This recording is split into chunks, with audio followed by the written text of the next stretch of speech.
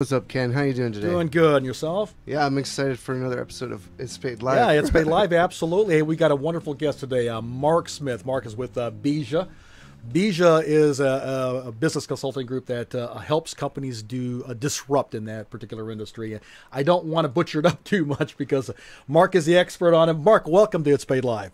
Thanks, gentlemen. I'm delighted to be on It's Paid Live. Let's make some money together. Absolutely. Mark, before we get into it, could you tell us a little bit about yourself? I'll be delighted to. Probably the most important thing for you to understand is that I am passionate about helping people sell products as fast as humanly possible to customers that can't wait to get them into their hands. And I'm an electrical engineer. I'm an author. I do professional speaking. I consult. I do all kinds of really cool things, but it's always around one particular area, helping connect customers with your products so everybody's happy and makes money.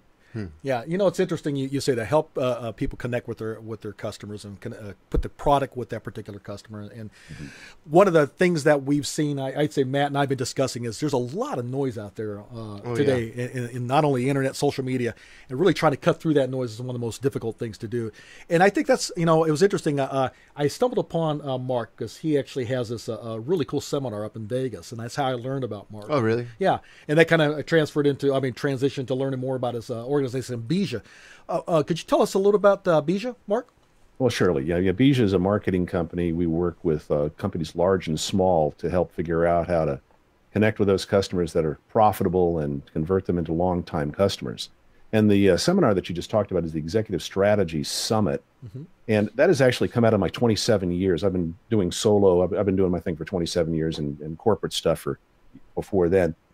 And one of the things that I've learned in working with entrepreneurial spirits is that we're really good at kicking off businesses and getting things going. And quite frankly, you know, if you're watching, you're probably one of those people. And you have this great vision of how to make the world a better place and how to make money for you and your family and control your own schedule, all those great things we do as entrepreneurs. And then what happens is you get to a point where you're doing everything and your life is run by fires. That's true. And right then you are limited at how successful you can be by your own ability to get things done. You've run out of time. And so what I've learned along the way is that as entrepreneurs, we have to make the transition to become an executive. An executive, somebody who runs the company, not somebody who is the company. And so this summit came out of me working with my clients and my friends, helping them make that transition. And it focuses on two fundamental things. Number one is understanding business acumen. As entrepreneurs, we're typically really good at a couple of things and really bad at everything else, even though we attempt to do it. You probably resemble that remark. I do. Same here. And so we look at the 7 pillars of business. Let's talk about those 7 pillars for just a moment. There are 7 things that are required to create a sustainable, scalable, profitable, and saleable business. And in my opinion, if we're not designing our business to do those 4 things, we got to sustain it. Come hell or high water, we want to stay in business. And it's got to be scalable. We've got to be able to grow it as our desires grow, as our needs grow, and we have to do it under our control. And then profitable. Without profit, we might as well be doing something completely different. Profit is our reward for creating value for our clients. We need profits. And actually, we need a lot of profit. And then we need something that's saleable. All entrepreneurs' businesses close eventually. So how can we sell that business and how can we move it on and make money and reap the rewards for our hard work?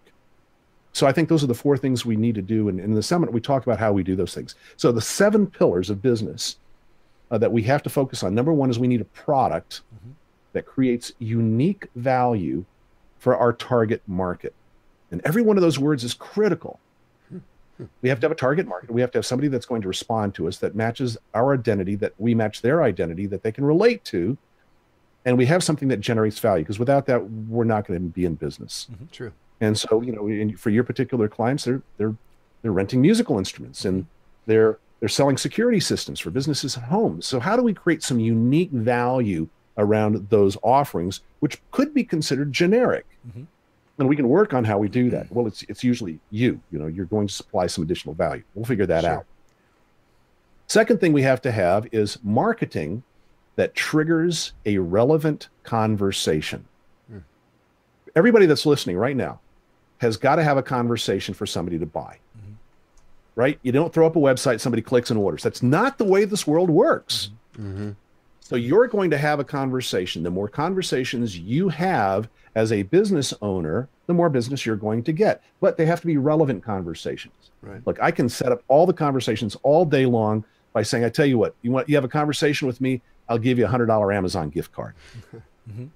That's not necessarily relevant. No. Yeah. There's no correlation between somebody's desire to get $100 from Amazon and doing business with you.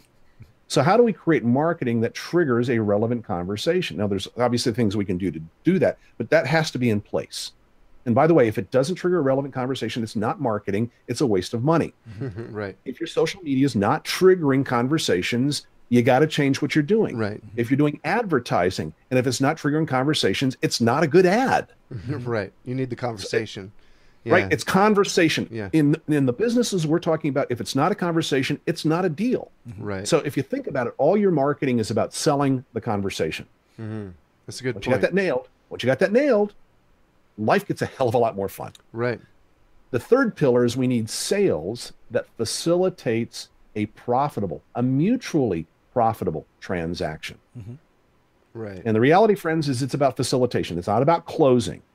Because until you can sign your customer's checkbook, you don't close anything. You facilitate the sale. In fact, if you can get the word closing out of your brain, you're going to reduce the sales resistance in your customer's mind. Because they're waiting for you to close. All right, so stop that stuff. It's a facilitation. The facilitation works on three things. We want to, first of all, work out the details.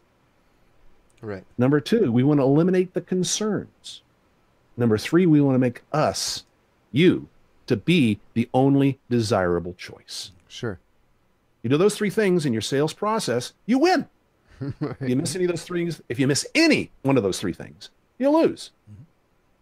All right. And then the fourth thing that we need is customer service that earns loyalty. Loyalty does not come from your product. It comes from your customer service. Your product is generic. They can buy from a lot of other people. The question is, how can we keep them buying from you? And I think that's where ItsPayd really becomes an important component of the 7 pillars of business, because everybody has problems. Everybody listening has had a situation where they couldn't pay their bill. Sure. And as an entrepreneur, I guarantee you something. Every entrepreneur believes in God. And let me tell you why. Every entrepreneur is laid awake at night going, God, how do I make payroll? Yeah. And you're laughing because it's true. It's so right? true. That's great. And I'm sure our audience is going to appreciate that as well, because I'm certain that there's quite a number of them that agree with How do I you make hardly on payroll? that. That's the deal, right? And Yeah. so what ItsPayd does is helps us collect the money we need from our customers that are having problems and still preserve the relationship so they can be loyal. And the last thing you want to do in an organization is have somebody know you owe them money and for them to see your number pop up on their mobile phone. That's the last thing you want to do. Right. Sorry, I keep hitting my microphone because I'm so excited about this. It's the last thing you want to do because you don't want them to have a bad feeling attached to your name brand. You do that and it's kryptonite to your business. Sure. Absolute kryptonite. So instead, using ItsPayd to help a customer feel good about the fact that, everybody has bad times. And we want to help you bridge that gap. We want to continue to be our customers. We want you to have what you've decided is important to your life. And let us help you step through this so we can get past this hard time and we can continue to work together. Now, when the hard time's over, where do you think the loyalty is going to lie? Yeah. With you, right? And so your competitors that are not using a service, ItsPayd, is actually they're killing themselves with their collection calls. They're destroying their loyalty. They're destroying their future business. Sure.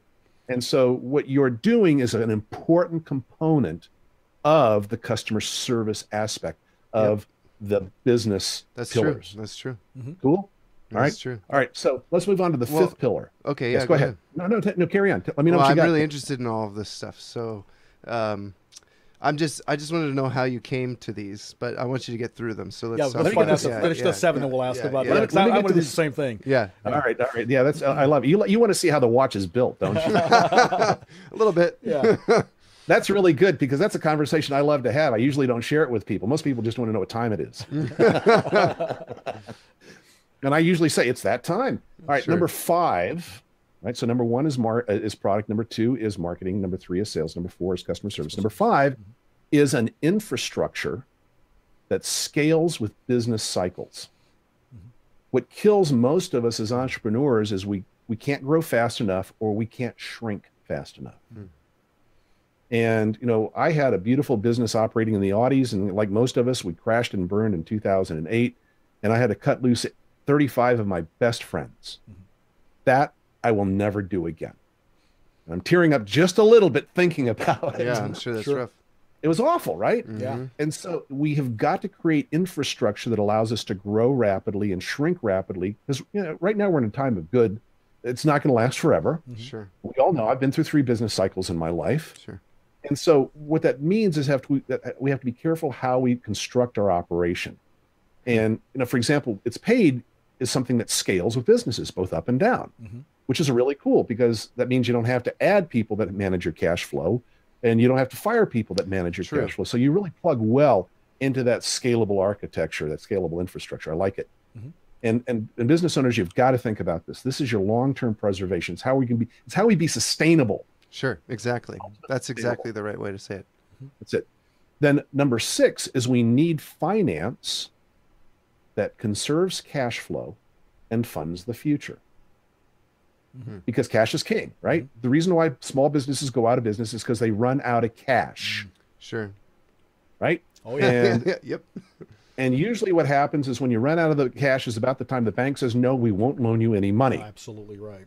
when you need it the most, it's the time that you have the least amount of resources, right? Exactly. Yeah. And so part of the way of managing cash flows is watching your cash flows in and out. And that's where, again, ItsPayd supports this pillar. Because those non-performing customers that are at risk, we don't want them to go away. We want to keep their cash flowing. We don't want to piss them off and have them pull the trigger because they can't. Right. They're at will.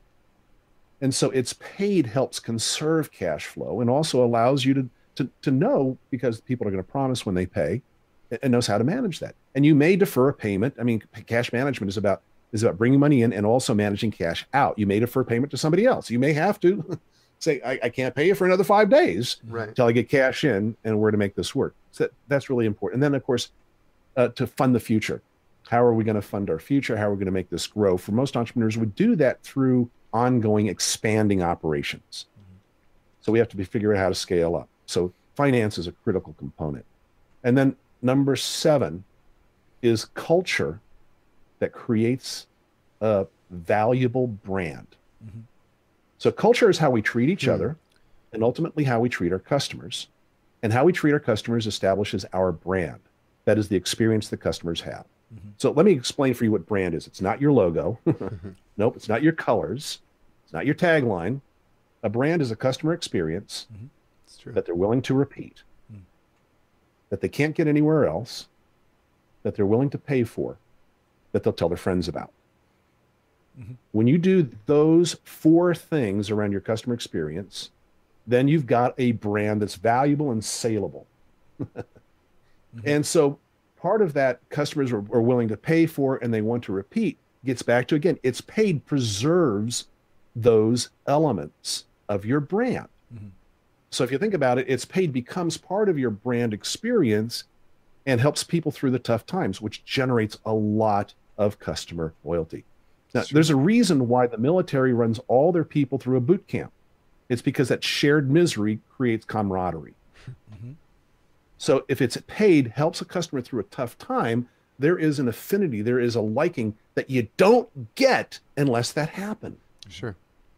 So, you know, look at it this way. When you're transferring an at-risk customer into ItsPayd, you're actually running the opportunity of increasing their affinity to you because you're helping them through tough times. How powerful is that? Sure. Yep. Big stuff. And then your merchant ends up becoming, your customer ends up becoming an advocate for you. And I'm glad you brought that up, Mark. Go ahead. I didn't mean to cut you off. I'm just going along with you on this. I love it. Especially the last pillar, the brand, the definition you say with brand. Would you mind repeating that one more time? I mean, it was that good. I'll be delighted to repeat it. Yeah. Brand is a customer experience. It doesn't happen until they experience you. That they want to repeat. Yeah. If it's not a repeatable brand, you don't have a sustainable, scalable, profitable, saleable business. Right. It's one that is unique. They can't get it anywhere else. And that uniqueness could be you. Yep. It could be they like you. And when you show up and when they come to your store or when you come and service them, it's the best thing that happened all day to them. So they want to repeat it. They're willing to pay for it.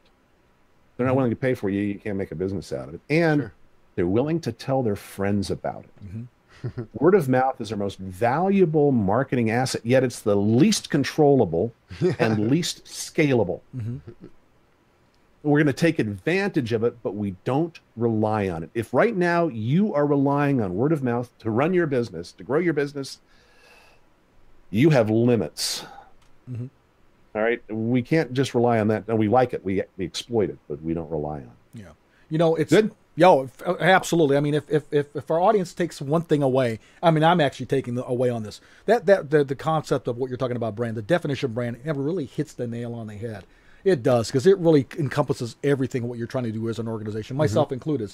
What do people walk away with when dealing with you? That is your brand, you know, Matt? And that's what we've been working on for years. That's what our customers are looking at doing as well with their customers, is how to establish that level of brand affinity, that brand recognition, that when they walk away from that particular merchant, either us or the people that we represent, the customers walking away going, I like that company. I'm going to talk about that company. Every time I engage with that company, I walk away feeling good, and I come away that I've gained tremendous amount of value. Subconsciously. Subconsciously. They're just, Yeah. No, it's wonderful hearing about these 7 pillars. I kind of wanted to get back to the customer service really equals customer loyalty. What you want to do with customer service is provide a level of service that your customer ends up becoming a loyal customer of yours, becomes an advocate of yours. And I think that's what you're alluding to too, right? Right, Mark? And that happens post-sale. It doesn't happen at the sale. And the reason why is at the sale, we have a transaction. You know, we provide them with the goods and services. They provide us with a credit card. All right. Fair trade. Nothing to brag about. It's not until they experience this and they have the customer service that we earn their loyalty that goes beyond what they expected. Right? We've been taught forever to underpromise and overdeliver. Yeah. And customer service is where it happens. It doesn't happen at the sale point. It happens on the ongoing relationship that we have with customers. And so by doing that, that's where we generate that loyalty. And as we discussed, it usually occurs when somebody runs into a problem. How fast do you fix the problem determines how loyal they become. And all feedback, if you take a look at reviews, we've become a review-driven society, right? Yep. Yeah. In fact, everybody listening here probably counts on reviews as part of their marketing. Everybody. And we want 5-star reviews. And we hate 2-star and 1-star reviews for really good reason. And let's talk about that for a minute, because I think that's a really important component of building people's business and brand, because your reviews become really support whether your brand is on target or off. Okay, if you're getting lots of 5-star reviews, you got a non-target brand. Yeah, it's validating what you're talking about, right? Exactly. Yeah, exactly. So this work comes from my colleague, who's one of the brightest men I ever known. His name is Tony Boda, and you may want to invite Tony on this show. Okay. He is the master of helping companies engineer 5-star customer experiences. And he's a scientist. He has created the hypotheses. He's done the research, and he's really easy to talk to because he's a normal guy like us. And what he points out is a 5-star, well, there's no 3-star experiences in the wild. There are none. Because 3-star experiences is got what I paid for. Nothing more, nothing less. Cool. A 4-star experience is a story where somebody tells that they got a little more than they expected. And if you think about it, all reviews are stories. You know, I had this experience. Here's how it turned out. Ta-da, story. A 5-star experience happens when people get something that's above and beyond the expectation. And the way that you tell it's a genuine 5-star review is if somebody names a name. Right? John came in. I thought it was impossible. He figured it out. Magic. We took our instrument back to the store, Kid dropped it. You know, Matt said, don't worry about it. We'll fix you up. Half an hour later, we're walking out of the store. Kid thought he was going to get killed. Everybody's happy. Right? That is what creates 5-star experience. And quite frankly, that kind of a story is what sells your instrument. Yeah, because that's that individual experience that you're gaining, and you're attaching an individual person to that actual experience, and it really personalizes things. So I also want to point out, though, that it's a swing from low, impossible, to high, unbelievable. And both of those experiences that I gave you, it went from, I didn't think they could do it, to, wow. That's what creates 5-star experiences. Now, on the other side, 2-star experiences where somebody, they ended up getting less than they paid for. And they're warning other people, be careful. And a 1-star experience was, I was robbed. And I don't want anybody to be robbed. I'd like for these guys to go to jail. Now, notice that they're both stories. Okay, the 2-star and 1-star is a story about the consumer enduring the experience. got it. And 3 and 4-star is about the other person delivering an experience. Now, I really need for you to wrap your head around that. Because once you got it, you understand how to engineer 5-star experiences. And by the way, I haven't blown it for Tony. He can come on and go way deeper than I just did. Sure. But then the other side of that is, this is where ItsPayd comes into play. Let's say that somebody's running 30 days late. Now, you blow it, you end up with a 2-star experience or a 1-star experience, and they're going to essentially get even by shooting you. You're going to be worse off because you mal-collected with your reviews than if you do it with its paid approach, which makes things much more of a 4-star experience or 5-star experience. And so it's really critical for us who are driven by reviews to understand what impacts review, and it's always post-sale. Exactly. It's interesting you mentioned that, because what you really bring up is what I call the value of relationship. What is really, how do you bring value to that relationship is what you do. And I don't want to spend too much more time, because right now, I mean, I got to get through the rest of the question. I want to learn more about you, Mark, but for our audience, definitely the 7 pillars. We'll make sure that we have that available. We'll make sure we have that available on our sites as well, so we can share it with you, with our audience as well. Yes. But you've got this wonderful program, and you kind of alluded to earlier, the Executive Skills Summit that you host in Las Vegas. Could you tell us a little bit about that? How frequently you do that? I'll be glad to. Actually, the next one we're going to deliver in Denver, Colorado. Oh, Denver. Okay.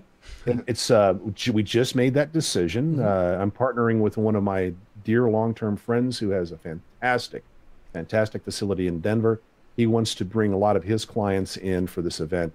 So we're doing it near Cherry Creek in Denver on the 19th and 20th. It's a Friday and Saturday in Denver in January, which means if you want to go skiing on Sunday, you sure can. Be absolutely delighted to. It's 2 full days. We start at 8 in the morning and we run till 6 at night. But here's the good news. I feed you lunch and dinner on site with chef prepared meals. We actually have a chef come on site and cook the food. It's not stuff come in catered from a steam table. And it's entrepreneurs. It's targeted for people that run businesses. Ideally, you're doing at least $5 million a year, up to $100 million a year.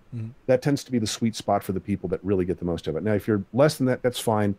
And what we do is we focus on 2 days. One is we help build your business acumen around those 7 pillars. And we help identify where you have strengths and weaknesses, and then we help you backfill those weaknesses with an understanding. So at least if you hire somebody to take care of those 7 pillars where you're weaker, you know how to direct them, you know how to measure their performance, so you're no longer blind. The issue with entrepreneurs is we have blind spots. And what I want to do is remove those blind spots for business acumen, so you know, I need help here. So we do that, and along the way, we build a new business plan. So you walk out with a Monday-ready business plan for your pivoted business, ready to go. It's 1 page. One side is strategy, the other side is tactics. So you know exactly where you're going, and you know exactly how you're going to get there. Then the second half of the event, we work on executive acumen, business executive acumen, which is what are the 7 skills of an executive that are required for you to be successful. We won't take the time to dig into those 7, but we could do that another time if you like. But I think this is enough for now. If you really want to increase your business acumen, both in running your business and being a better business person, you want to build an upgraded, pivoted business, come on, hang out with us. Here's the deal. It's only $19.50 for the 2 days, $1,950 for the 2 days. And right now, the early bird special is the next 10 seats are 2 for 1. So you can come, you can bring your business partner, you can work on the plan together. We're limiting it to 50 executives. So it's not a massive auditorium. You know, and we have a conversation. We will talk before I let you buy the ticket. I want to make sure that I'm going to hit the mark for you, because we do have a money back guarantee. If you don't walk out with a plan that makes you happy, you don't have to pay. Refund your money. Got it. We'll make that. Go ahead. And by the way, I don't refund money because I make sure you're happy. I won't let you in unless I know I'm going to make you happy. Gotcha. So thank you for letting me offer that. Sure. Absolutely. And we're going to, I was getting ready to say, we'll make sure we could put a link to it Yeah. onto our social media at the end of this program as well, so they can get in contact with you. Mark, could you share with us a little bit about what you see are some common mistakes that businesses make, either in sales and marketing, and how or what they can do to avoid these mistakes? Gladly. Biggest mistake that I see in business is using low consideration sales strategies for high consideration purchases. So what is a low consideration purchase? It's something where one person is making the decision and it's a low risk decision. So if they screw up, they don't lose a lot of money and they don't have to explain themselves to somebody else why they made that stupid choice. That's a low consideration decision. A high consideration decision is where more than one person is involved in making the decision, because everybody who's involved has a different set of value criteria. And it's not one size fits all. Each party is going to have a different view of what creates value and what creates risk. And it's considered a risky purchase. In other words, if I don't get it right, it's going to be expensive. It's going to cost, it's going to be a pain in the ass. It's going to be a pain in the ass. It's going to be a hassle to unwind. So those are high consideration situations. So the difference between low consideration sales and high consideration sales is how you approach it. High consideration, you put all the focus on the customer. All the focus is on what they're trying to accomplish, what their priorities are, and what creates value for them. Low consideration sales is the spotlight is on the product. And we talk about its features, and we talk about its advantages, and we talk about its benefits. That's low consideration sales strategy, and it's what most of us have been taught. You know, tell them how wonderful your product is. But see, what we're doing with low consideration sales is we're attempting to map the product to a customer's motivation. And that's where the old concept of selling ice cubes to Eskimos come from, is motivating a person to buy our product. Well, that works if you have a low consideration, single decision maker. It actually works pretty darn well. Otherwise, people would stop using it. But the reality, friends, is that what you're selling, if you're watching this, you're selling a high consideration product. And for that reason, you got to take the focus off of what you sell and focus and turn it to the customer on why they will buy. And then once we understand why they will buy, then we can map that motivation to the product, and it's frictionless. There are no objections when you do it this way. So consider this. All objections are created by salespeople. Does that shock you?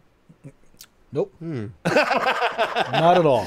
Until a salesperson speaks, there are no objections. There's only concerns. Yeah. And it's when you say something that a person finds objectionable that an objection shows up. Now, there's a clinical term for this. Stupid. Right? And so the moment that you create objections, what that tells me is that you actually have a high consideration sales process and you're misusing the approach. It means that what you're selling is sufficiently complex that people can't see the value of it. You know, a low consideration sale is, you want a water? No, I'm not thirsty. Or, yeah, I'd love a water. Done. Right? Low consideration, low risk. One person's making the decision. That's not the case when you're selling security systems. That's not the case when you're selling instrument rental. It's not. We have multiple people involved in the decision. So you must change your sales strategy to high consideration. And by the way, that's explained in my forthcoming book called Selling Disruption. We talk about how to sell high consideration products And every sale is a high consideration sale when you're selling a disruptive product because it's risky. Mm-hmm. Yeah, you know, it's I mean, it's a nice segue. You actually explain one of the Mark's tips and suggestions. Really identify if it's the difference between low consideration versus high consideration. And for our audience, that's really key. Make that determination. It's not that difficult to make that determination, is it, Mark? I mean, you can understand if it's a high consideration event, within a couple of questions, right? Well, it's actually really easy. Mm-hmm. Is one person is one person choosing? Mm-hmm. Yes, low consideration. Is it considered risk? Well, really the factors are: is it is it one person, and is it considered low risk? Mm-hmm. If those two things are true, then it's low consideration.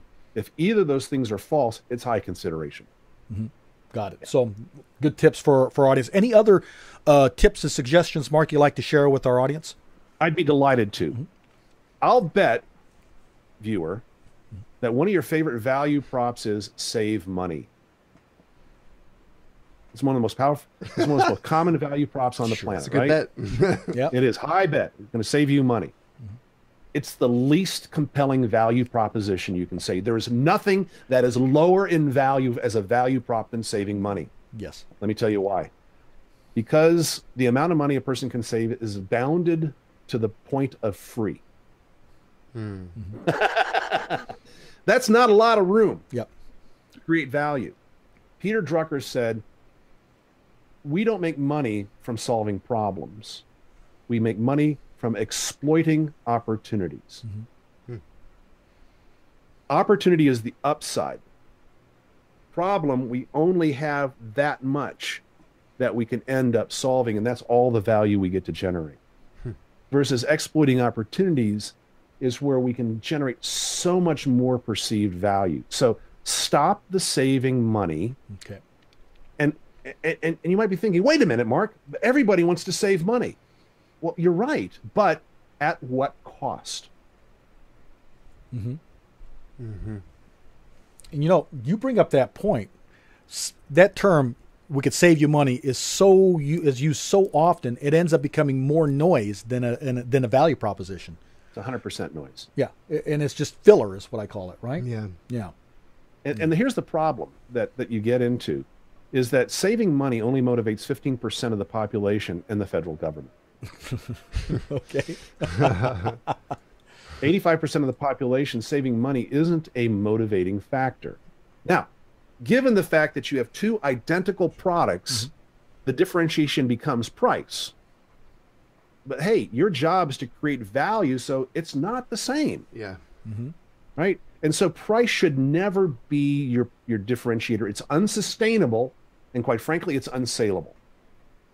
Your business, if you're the low price leader in a business, people coming in to buy your business are not going to find that of interest. High margin, they love that. Mm-hmm. Low price, not so much. Great way to put it. Yep. Great way to put it. High margin, yes. Yeah. But low price, no. That's a good way of putting it. Man, I think we could pick your brain forever. We should probably talk and see if we could have you on again. Yeah, absolutely. I would like to pick apart the watch. So, but I really appreciate you talking with us today. I tell you what, if you've got 15 seconds, I'll tell you how I build the watch. Oh, sure. Yeah, do it. It's actually just that simple. Okay, I'm an electrical engineer. I was trained in systems theory. I was taught about how to turn everything into a system, because that's what engineers do. Right. Given an input, you get this output. That's all systems. Mm-hmm. And the way we trigger all systems theory is, I wonder why this isn't working. It's not, I wonder how this works, because that's already figured out. Right. Instead, the question is, I wonder why this isn't working. Our upside as business owners, as entrepreneurs, I want you to get this one. This idea can make you millions of dollars. As an entrepreneur, we will make more money if we figure out why customers aren't buying. Sure. Yeah. Than we will if we figure out why customers are buying. Interesting. All right. You see the value in that mm-hmm. concept. Yep. Mm-hmm. Yep. All right. So from a system standpoint, what I want to do is figure out why customers aren't buying and fix it. Got it. Yep. So all of these models have come out of my question of, why aren't entrepreneurs more successful? Why is it that venture capital firms, who are run by really smart people, mm-hmm. make way more bad picks than good? Mm-hmm. To me, that is incomprehensible. Mm-hmm. Why do I, as a smart guy, make stupid decisions? To me, if I can fix that, I'm going to make way more money. Mm-hmm. So, Or lose a lot less. but that's unsustainable too, though. Yeah. So it's all about, let's figure out why something isn't working. And in that particular case, we create a hypothesis. And then we go test that hypothesis. And we either adjust the hypothesis or we now create a theory. And so everything I'm sharing with you is based on this concept. You like it? I like it a lot. Yeah. Can you use it immediately? Yeah, I feel like it's very synergistic with how I already do things. So I like what you're saying. Yeah. I'm really glad to have you on the Yeah, show. we'd love to have you back on again, Mark. But with that said, I know you had shared with us an event that you've got going on in January up in Denver. So January, was it the 19th and 20th? I want to make sure I was correct on That's that. exactly right. 19th and 20 in Denver. Yeah. You go to executivestrategysummit.com. All the information is there. And there'll be a link in the YouTube information and a link to your LinkedIn profile as well. So you guys can contact. Mark, for that way to learn more about Mark as well as Bija, including the Executive Skills Summit that he's got going. Any other events that you got going on, Mark, you'd like to share? Well, that's the only public event I have on the calendar right now, the Executive Strategy Summit. I plan to do quite a few of them in 2018.